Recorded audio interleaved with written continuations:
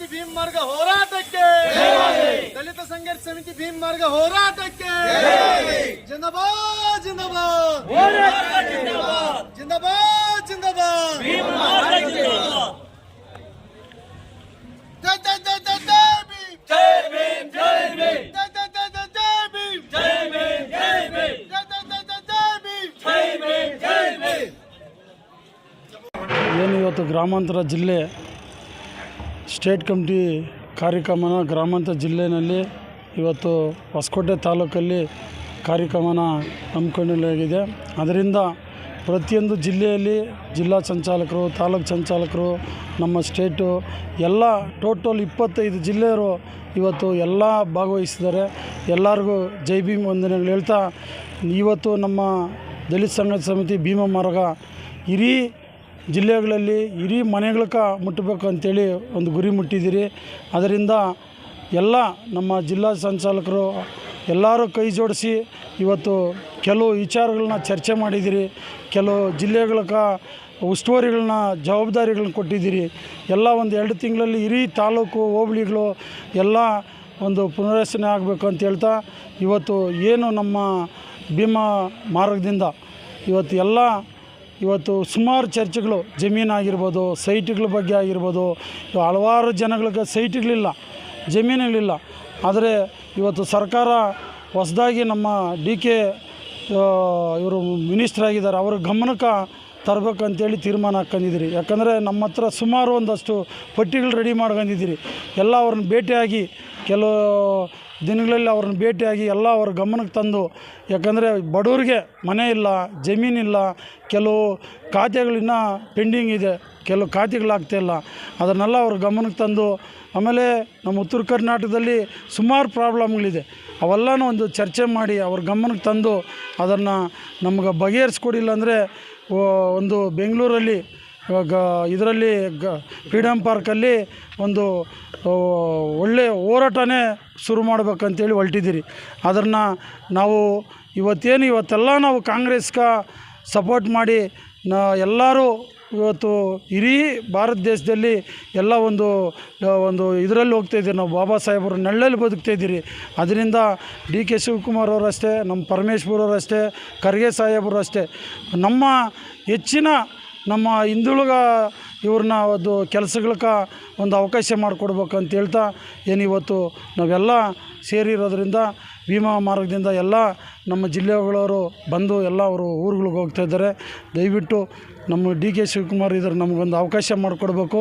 ನಾವು ಕೆಲವೇ ದಿನಗಳಲ್ಲಿ ಅವ್ರನ್ನ ಭೇಟಿಯಾಗಿ ನಮ್ಮ ಭೀಮಾ ಮಾರ್ಗದ ನಮ್ಮ ಕುಟುಂಬದಲ್ಲಿ ಏನು ತೊಂದರೆಗಳಿದೆ ಅದನ್ನು ಅವ್ರು ನಡೆಸ್ಕೊಡ್ಬೇಕು ಅಂತ ಹೇಳ್ತಾ, ನಾವು ಇವತ್ತೇನು ಸೇರಿದ್ದೀರಿ ಹೊಸಕೋಟೆ ಗ್ರಾಮಾಂತರದಲ್ಲಿ ಒಂದು ಮಾತಾಡೋಕ್ಕೆ ಅವಕಾಶ ಮಾಡಿಕೊಟ್ಟಿರೋ ಎಲ್ಲರಿಗೂ ವಂದಿಸಿ ಜೈ ಭೀಮ್, ಜೈ ಕರ್ನಾಟಕ. ಸರ್, ಈಗ ಬಿಡದಿ ಟೌನ್ಶಿಪ್ ಮಾಡಬೇಕಂತಿದ್ದಾರಲ್ಲ, ಅದನ್ನು ಉತ್ತರ ಕರ್ನಾಟಕ ಭಾಗದಲ್ಲಿ ಮಾಡಿದ್ರೆ ಯಾವ ಥರ ಇರುತ್ತೆ ಏನಂತ? ಅಲ್ಲ, ಉತ್ತರ ಕರ್ನಾಟಕದಲ್ಲಿ ಮಾಡಿದ್ರೆ ಇಡೀ ಬೆಂಗಳೂರಲ್ಲಿ ನನಗೆ ತಿಳಿದು ಮಾತ್ರ ಒಂದು 60% ಬೆಂಗಳೂರಲ್ಲಿ ಕೆಲಸಗಳು ಮಾಡ್ತಾವ್ರೆ ಉತ್ತರ ಕರ್ನಾಟಕದವ್ರು. ಅದನ್ನು ಒಂದು ಕೆಲವು ಟೈಮ್ ಕೊಟ್ಟು ಅಲ್ಲಿರೋ ಲೀಡರ್ಗಳನ್ನ ಒಂದು ಆಯ್ಕೆ ಮಾಡಿ ಫಸ್ಟ್ ಅವ್ರನ್ನ ಕರೆಸ್ಕೊಂಡು ಅದನ್ನು ಏನು ಮಾಡೋದನ್ನು ಕುಳಿಸಿ, ತಿಳುವಳಿಕೆ ಇಲ್ಲ ಕೆಲವರು ನಮ್ಮ ಜನಗಳಿಗೆ ತಿಳುವಳಿಕೆ ಇಲ್ಲ, ಅದನ್ನು ಕುಳಿಸಿ ಒಂದು ರೀತಿಯಲ್ಲಿ ಒಂದು ಪಟ್ಟಿ ಮಾಡಿ ಮಡಗಿದ್ರೆ ಮುಂದಿನ ದಿನಗಳಲ್ಲಿ ಒಳ್ಳೆಯದಾಗುತ್ತೆ. ಇಲ್ಲಾಂದರೆ ಕೆಲವು ಹೆಸರುಗಳು ಬಿಟ್ಟಾಯಿತು, ನಾಳೆ ಎಲೆಕ್ಷನ್ಗಳಲ್ಲಿ ಓಟ್ ಹಾಕೋ ದಿನ ಅವ್ರು ಓಟ್ ಹಾಕೋಕ್ಕೆ ಹಕ್ಕು ಕೊಟ್ಟಿರೋದು ಬಾಬಾ ಸಾಹೇಬರು, ನಮ್ಗೆ ಯಾರೂ ಹಕ್ಕು ಕೊಟ್ಟಿಲ್ಲ, ಬಾಬಾ ಸಾಹೇಬ್ರು ಓಟ್ ಹಕ್ಕು ಕೊಟ್ಟಿರೋದು. ನಾಳೆ ಓಟೇ ಇಲ್ಲ ಅಂದಾಗ ಆ ದಿನ ಆ ಜಿಲ್ಲೆನಲ್ಲಿ ಆಗಲಿ ಆ ತಾಲೂಕಲ್ಲಿ ಓಟ್ ಹಾಕೋಕ್ಕೆ ಬಿಟ್ಟಿಲ್ಲ ಅಂದರೆ ಅವತ್ತು ಬೂತ್ ಎತ್ತಿ ಆಚೆ ಹಾಕೋ ಸಮಯ ಬರ್ತೈತೆ. ಅದರಿಂದ ಅಧಿಕಾರಿಗಳನ್ನ ಖುದ್ದು ಹೋಗಿ ಅವ್ರ ಮನೆಗೆ ಹೋಗಿ ಲೀಸ್ಟ್ ಮಾಡಿ ಅವ್ರು ಯಾರಿದ್ದಾರೆ ಏನು ಅಂತ ಅದನ್ನು ತನಿಖೆ ಮಾಡಿ, ಒಂದಿನ ಅಲ್ಲ 2 ದಿನ ಲೇಟ್ ಆದರೂ ಪರವಾಗಿಲ್ಲ, ಒಂದು ನ್ಯಾಯ ರೀತಿಯಲ್ಲಿ ಮಾಡಿದ್ರೆ ಮುಂದಿನ ದಿನಗಳಲ್ಲಿ ಒಳ್ಳೆಯದಾಗುತ್ತೆ. ಇಲ್ಲಾಂದರೆ ನಮ್ಮ ಸಂಘಟನೆಯಿಂದ ನಾವು ಇದಕ್ಕೆ ಏನು ಮಾಡಬೇಕೋ ಅದು ನಾವು ನಮ್ಮ ಲೀಡರ್ಗಳಿಗೆ ಎಲ್ರಿಗೂ ಹೇಳ್ತಾಯಿದ್ದೀರಿ. ಯಾರು ಅಧಿಕಾರಿಗಳು ಬರ್ತಾರೋ ಅವ್ರನ್ನ ಕುಳಿಸಿ ಒಂದು ಹೊಂದಿಸಿ ಅವ್ರನ್ನ ಏನು ಪಟ್ಟಿ ಮಾಡಬೇಕೋ ಒಂದು ರೀತಿಯಲ್ಲಿ ಮಾಡಿರಿ ಅಂತೇಳಿ ನಾವು ಎಲ್ಲ ಲೀಡರ್ಗಳಿಗೂ ಈ ಸಮಯದಲ್ಲಿ ಹೇಳಿದ್ದೀರಿ. ನಾವು ಇವತ್ತು ಬೆಂಗಳೂರು ಗ್ರಾಮಾಂತರ ಜಿಲ್ಲೆಯ ಹೊಸಕೋಟೆ ತಾಲೂಕಿನಲ್ಲಿ ಇದು ಶ್ರೀನಾಥ ಕಲ್ಯಾಣ ಮಂಟಪನಲ್ಲಿ ದಲಿತ ಸಂಘರ್ಷ ಸಮಿತಿ ಭೀಮಾ ಮಾರ್ಗದ ವತಿಯಿಂದ ರಾಜ್ಯ ಮಟ್ಟದ ಪದಾಧಿಕಾರಿಗಳ ಸಭೆಯನ್ನು ಇವತ್ತಿನ ದಿವಸ ಆಯೋಜನೆ ಮಾಡಿದ್ದೀವಿ, ರಾಜ್ಯ ಸಮಿತಿ ಸಭೆ ಅಂತೇಳಿ. ಈ ಸಭೆಯಲ್ಲಿ ಬಹಳ ಮಹತ್ವವಾದಂಥ ನಿರ್ಣಯಗಳನ್ನು ತೆಗೆದುಕೊಳ್ಳಲಾಯಿತು. ಮೊದಲನೇದಾಗಿ ಈಗೇನು ಇಡೀ ರಾಜ್ಯ ತುಂಬೆಲ್ಲ SIR ಏನು ನಡೀತಾ ಇದೆಯಲ್ಲ, ಆ SIRದಲ್ಲಿ ನಮ್ಮ ಭೀಮ ಮಾರ್ಗದ ಎಲ್ಲ ಪದಾಧಿಕಾರಿಗಳು ಕಾರ್ಯಕರ್ತರು ಸಕ್ರಿಯವಾಗಿ ಅದರಲ್ಲಿ ಪಾಲ್ಗೊಂಡು ಯಾರೂ ಈ ರಾಜ್ಯದಲ್ಲಿ ಯಾರೂ ಚುನಾವಣಾ ಆಯೋಗ ನಡೆಸ್ತಕ್ಕಂಥ SIRದಿಂದ ಯಾರೂ ಹೊರಗೆ ಉಳಿಬಾರ್ದು ಅಂತಕ್ಕಂಥದ್ದೊಂದು ಮಹತ್ವದ ನಿರ್ಣಯ ತೆಗೆದುಕೊಂಡ್ವಿ. ಪ್ರತಿಯೊಂದು ಮನೆಗೆ BLOಗಳ ಜೊತೆ ಸೇರಿ ಪ್ರತಿ ಮನೆಗೆ ಹೋಗಿ ಮತದಾರ ಪಟ್ಟಿಯಲ್ಲಿ ಮತದಾರನ ಉಳಿಸ್ತಕ್ಕಂಥ ಕೆಲಸ ಮಾಡಬೇಕು ಅಂತಕ್ಕಂಥದ್ದೊಂದು ನಿರ್ಣಯ ತೆಗೆದುಕೊಂಡಿವಿ. ಅದಾದ ನಂತರ ಸಂಘಟನೆ ವಿಷಯಕ್ಕೆ ಬಂದಾಗ ಸಂಘಟನೆ ಇಡೀ ಜಿಲ್ಲೆ ಕರ್ನಾಟಕದಲ್ಲಿರ್ತಕ್ಕಂಥ ಸುಮಾರು 28 ಜಿಲ್ಲೆಗಳಲ್ಲಿ ಇವತ್ತು ನಮ್ಮ ಸಂಘಟನೆ ಕಾರ್ಯನಿರ್ವಹಿಸ್ತಾ ಇದೆ. ಅದರಲ್ಲಿ ಇವತ್ತು ಹಾಜರಿರ್ತಕ್ಕಂಥದ್ದು 25 ಜಿಲ್ಲೆಗಳಲ್ಲಿ.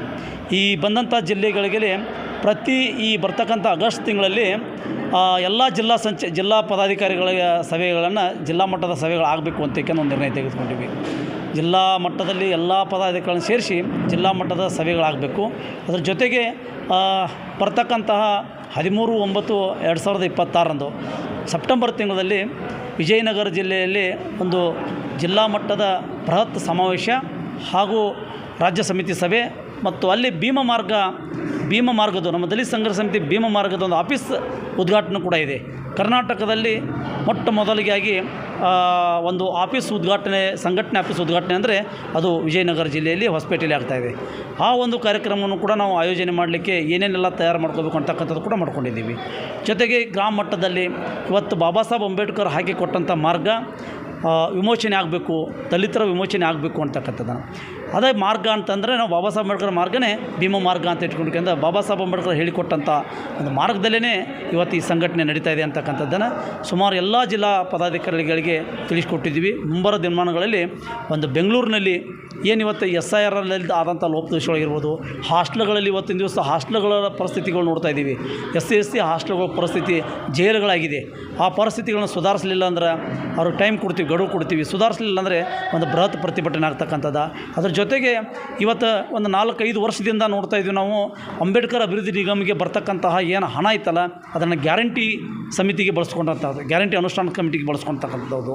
ಯಾಕೆಂದರೆ ಇವತ್ತು ದಲಿತರ ಸಬಲೀಕರಣ ಆಗಬೇಕು, ದಲಿತ ಸಮುದಾಯ ಉದ್ಧಾರ ಆಗಬೇಕು, SC STಗಳ ಉದ್ಧಾರ ಆಗಬೇಕು ಅಂತಕ್ಕಂಥ ಒಂದು ಅಭಿವೃದ್ಧಿ ನಿಗಮನ ಇದ್ದಾಗ ಆ ಅಭಿವೃದ್ಧಿ ನಿಗಮದ ಮುಖಾಂತರ ಸರ್ಕಾರ ದುಡ್ಡನ್ನು ಅಲ್ಲಿ ಫಲಾನುಭವಿಗಳಿಗೆ ಕೊಡಬೇಕಾಗಿತ್ತು. ಸುಮಾರು 4 ವರ್ಷದಿಂದ ಏನು ಅರ್ಜಿ ಕರೆದಿದ್ದಾರಲ್ಲ ಇವತ್ತಿಗೂ ಕೂಡ ಒಂದೊಂದು ಕ್ಷೇತ್ರಕ್ಕೆ ಒಂದೊಂದು ನೇರ ಸಾಲ, ಒಂದೊಂದು ಬೋರ್ವೆಲ್ಲ ಮತ್ತು ಒಂದೊಂದು ಸಂಘಗಳಿಗೆ ಅಮೌಂಟ್ ಕೊಟ್ಟರೆ, ಪರಿಹಾರ ಕೊಟ್ಟರೆ ಎಷ್ಟಿದಾಗ್ತದೆ ಅಂತಕ್ಕಂಥದ್ದನ್ನು ಆಲೋಚನೆ ಮಾಡಬೇಕು. ಇವತ್ತು ಒಂದೊಂದು ಕ್ಷೇತ್ರದಲ್ಲಿ 35,000-40,000 ಸಾವಿರ ದಲಿತ ಸಮುದಾಯ ವೋಟರ್ಸ್ ಅದಾರ.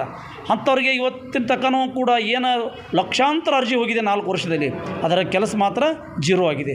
ಈ ಸರ್ಕಾರದ ಈ ನೀತಿಗಳನ್ನು ಖಂಡಿಸಿ, ಈ ನಿಯಮವನ್ನು ಖಂಡಿಸಿದ್ದರಿಂದ ಮುಂಬರುವ ದಿನಮಾನಗಳಲ್ಲಿ ಏನು ಹೊಸಪೇಟೆಯಲ್ಲಿ ನಡೀತಕ್ಕಂಥ ಕಾರ್ಯಕ್ರಮದಲ್ಲಿ ಒಂದು ತೀರ್ಮಾನ ತೊಗೋತೀವಿ.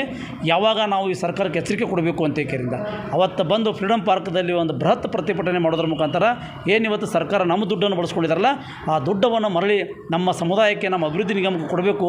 ಕೊಡದೆ ಹೋದರೆ ಉಗ್ರವಾದಂಥ ಪ್ರತಿಭಟನೆ ಮಾಡ್ತೀವಿ ಅಂತಕ್ಕಂಥದ್ದನ್ನು ಜಿಲ್ಲೆಗಳಲ್ಲಿ ಪ್ರತಿಭಟನೆ ಮಾಡ್ತೀವಿ ಅಂತಕ್ಕಂಥದ್ದು ಕೂಡ ಸರ್ಕಾರಕ್ಕೆ ನಾವು ಎಚ್ಚರಿಕೆ ಕೊಡ್ತಕ್ಕಂಥದ್ದನ್ನು ಮಾಡಬೇಕು ಅಂತಕ್ಕಂಥದ್ದನ್ನು ಮಹತ್ವವಾದ ನಿರ್ಣಯವನ್ನು ನಮ್ಮ ರಾಜ್ಯ ಸಂಚಾಲಕರಾದಂಥ ಡಾಕ್ಟರ್ BN ವೆಂಕಟೇಶ್ ಅವರಾಗಿರ್ಬೋದು, ನಮ್ಮ ರಾಜ್ಯ ಕೋರ್ ಕಮಿಟಿ ಅಧ್ಯಕ್ಷರಾದಂಥ ಸಿದ್ಧಾರ್ಥನ ಸಿಂಗೆ ಅವರಾಗಿರ್ಬೋದು, ನಮ್ಮ ರಾಮಚಂದ್ರ ಬಾಬು ಅವರಾಗಿರ್ಬೋದು, ಜ್ಞಾನಪ್ಪ ಚಲವಾದಿ ಅವರಾಗಿರ್ಬೋದು, ಇಡೀ ಕೋರ್ ಕಮಿಟಿಯಲ್ಲಿ ಏನು ಚರ್ಚೆ ಆಯ್ತಲ್ಲ ಅದೆಲ್ಲವನ್ನು ಜಿಲ್ಲಾ ಸಮಿತಿ ಮುಖಾಂತರ ನಾವು ಸರ್ಕಾರಕ್ಕೆ ಎಚ್ಚರಿಕೆ ಕೊಡ್ತಕ್ಕಂಥ ಕೆಲಸ ಮಾಡ್ತೀವಿ ಅಂತಕ್ಕಂಥ ಮಾತನ್ನು ಹೇಳ್ತಾ, ನನ್ನ ಹೆಸರು ಸಂಜೀವ್ ಕಾಂಬಳೆ, ರಾಜ್ಯ ಸಂಘಟನಾ ಸಂಚಾಲಕರು.